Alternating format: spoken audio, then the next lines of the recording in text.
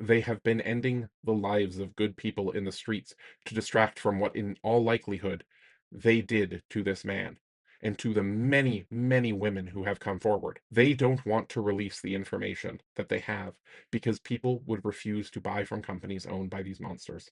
They would never vote for these monsters again. They would show up at their homes with pitchforks and torches, and they would throw them down from the high places that they occupy. These monsters will continue to end good lives. They will continue to destroy childhoods and progress because that is their nature. The people who demand that we worship them are not gods. They are not captains of industry or leaders. They are exploitative monsters, and they will continue to be monsters until we tear down every system that allows monsters to hoard treasure and broken dreams. So this is going to be a less funny video. So you may or may not have heard about a post on a website that has a number of interview audio recordings where someone interviews a man who recounts his experience as a child being used by monsters. He has the initials S and R, and if you know who I'm talking about, you know. One of my friends on here had his video that quite tastefully discussed the subject taken down, so I'm going to be very careful about the specifics of what I say because yeah, that sort of thing happens all the time on TikTok. There are certain people who you are not allowed to criticize or make jokes about. There's at least one American politician who every time I have ever made a video, even joking at their expense, the video has almost immediately been taken down and I've been given a strike. So I do not ever talk about him on here. I've made a couple videos on YouTube, but I don't talk about him here, even though he is a weaselly little creep with less charisma than a pencil eraser. You fucking twerp, and you're not a real Christian. I haven't listened to all of the recordings. I've made my way through most of the first one. My concussion symptoms really are not great. I've spent the whole day with a headache and I'm quite sensitive to light right now, which is kind of new. You're going to see a lot of people saying that they believe him because they believe victims. And you're going to see a lot of people saying they don't believe him because they don't want his story to seem credible. So it's not credible. I'm going to tell you why I am very inclined to believe him, not just because I think it's important to believe victims, especially when you actually do an investigation and prove things, because there are people who will lie about horrible things. I don't think he's one of them, though. While I am fortunate to have had parents who loved me very much, they may not have been perfect, but I did not grow up being passed around by twisted adults who should not still be breathing. But I've known people who have. I once was in a ministry program with an adult woman older than me who had trouble understanding how, even though the school presented itself as a safe space, she was still not supposed to say things like, I've always loved the metaphor of looking toward the light. I think that's because I would watch the light from the TV in the next room as my parents. I won't finish that sentence. The horrible things that happen to victims tend to shift their personal Overton window, especially repeated traumatic events. When those become commonplace for a developing mind, they'll typically speak of them the way that you or I might speak of driving to get groceries. They're just part of their story. Listening to the man in the audio recordings recount what happened to him, he talks about things so incredibly matter-of-factly that may be jarring if you seek out the recordings.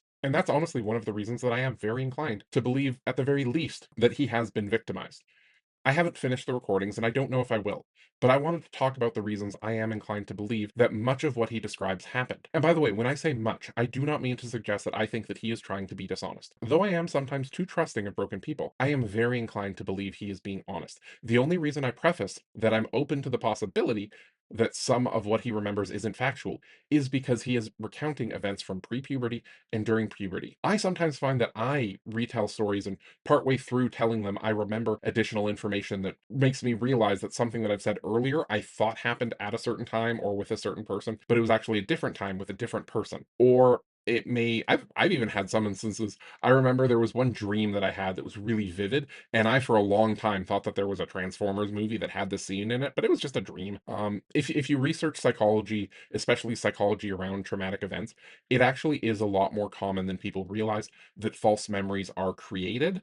So he may remember some things that didn't exactly happen the way that they were, or his mind may have restructured certain things so that they make sense because they were too horrific. He probably has big gaps in his memory, but at the core of it, I'm still very inclined to believe that the bulk of what he's saying is quite true. I'm still very inclined to believe that what he says, he is being honest to the best of his ability. One of the reasons that eyewitness testimony isn't given as much weight as we might like in the criminal justice system is because people are often inclined to remember feelings, and the brain doesn't actually tend to hold on to as many details as we might think that it does.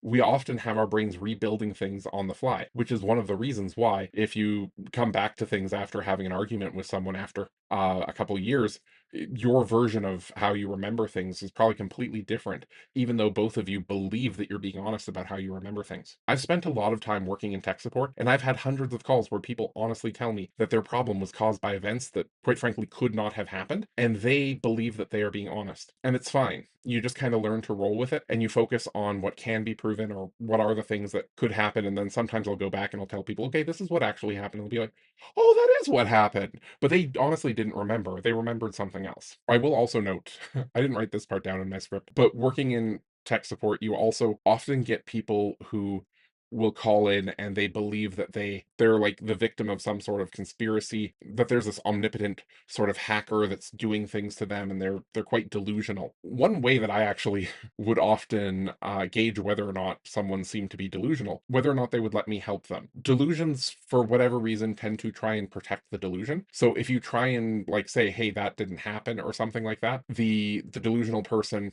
in my experience, which is limited, I'm not like a trained psychologist or anything like that. I'm just very interested in psychology. They will often get really hostile. They'll also often try and like dominate your perception of reality. And you, as far as I've seen in the recordings that I've listened to, he's not doing that. If anything, he's often saying, like, I think this is what happened. There's big chunks of my memory that are gone, and blacking out parts of your memory is a thing that happens with trauma.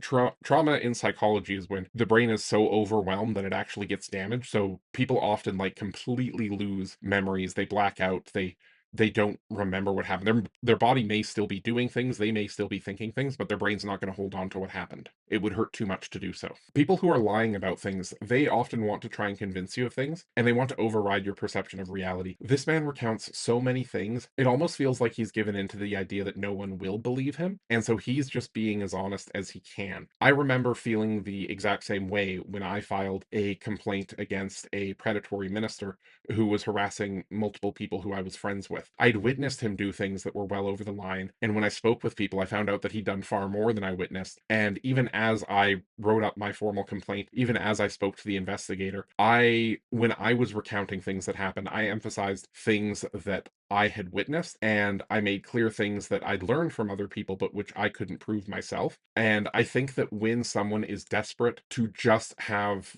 justice be done or just have things done right, they tend to focus on concrete events that they can recount.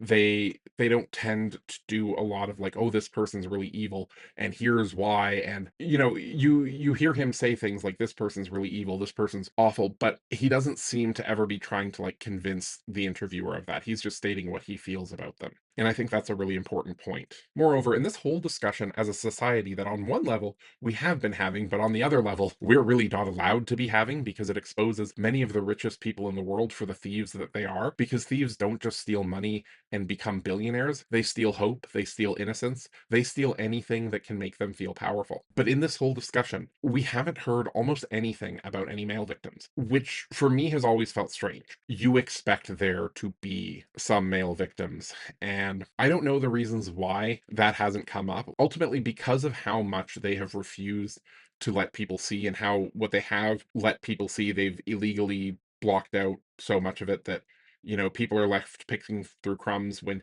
legally there's supposed to be heaps of information that should make it almost impossible for journalists to ever find every creep involved. As a society, we have been refused the right to know what they legally are required to hand over. Even if someone does have their doubts about this man's story, the fact is, even if he was simply someone who was abused by other people and for whatever reason has fixated on these more powerful people or something like that, which I'm not saying that that's the case, but even if that was the case, ultimately we know that there are so many powerful monsters